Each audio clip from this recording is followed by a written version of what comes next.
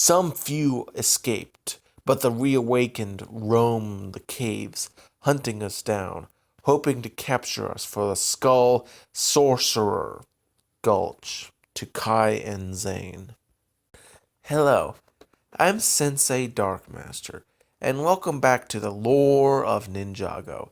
In this spooky Ninjago lore episode, we will be diving into the Black Skeletons, the Awakened Warriors. As always, we shall go over their history, powers, and structure. The origin of the Awakened Warriors has been lost to time, but from what little we do know, we can say the following. A long time ago, before the kingdom of Shintaro existed, there ruled an evil sorcerer known as Hazadur. In that time he ruled, it is presumed that he created the dungeons of Shintaro, and likely also created the skull of Hazadur and the Awakened Warriors. He was likely using the Awakened Warriors until his defeat and death. From there, his artifact, the skull of Hazadur, and the Awakened Warriors were forgotten.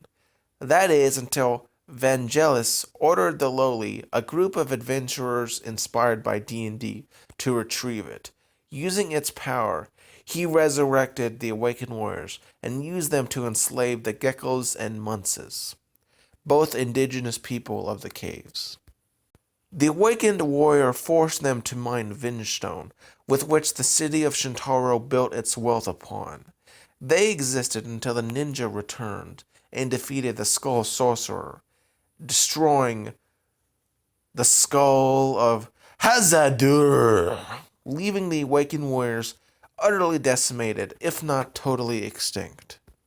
In regards to appearance, the Awakened Warriors were made of black charred bones.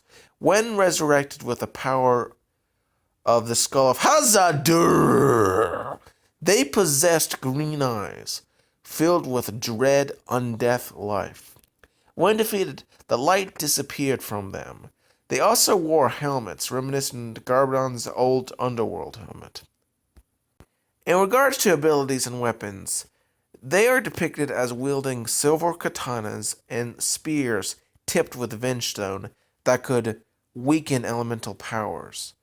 But even with these weapons are rather weak individually, as they could be shattered on contact with any weapon or just getting hit extremely hard. However, with the skull of Hazadur, they could rebuild themselves, and unlike the Vermilion, one was unable to separate any pieces of the warrior, as they would automatically restore themselves. Indeed, it would appear, aside from falling into lava, nothing could keep them down permanently. With this near invincibility, Awakened Warriors, especially in large groups, could overwhelm even the most skilled of warriors. But it was all for naught, as once Cole destroyed the skull of Hazadur with the Spinjitzu blast, the dread life of the Awakened Warriors left them permanently, and so ended this horrid race of creatures.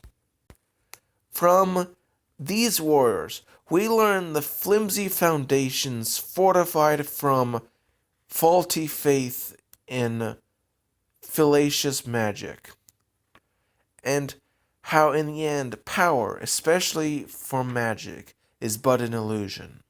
I'm Sensei the Dark Master. Have a spooky day, everyone.